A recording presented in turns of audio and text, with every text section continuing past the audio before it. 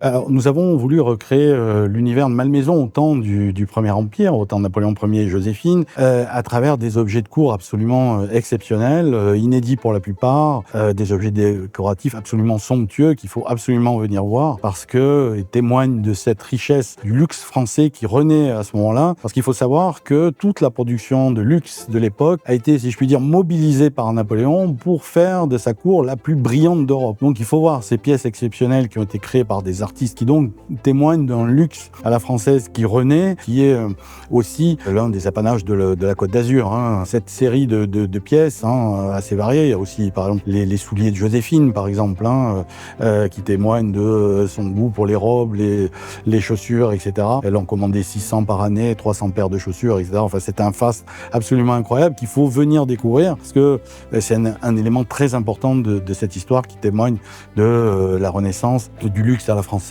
et bien sûr du chemin des Grimaldi vers la principauté d'aujourd'hui.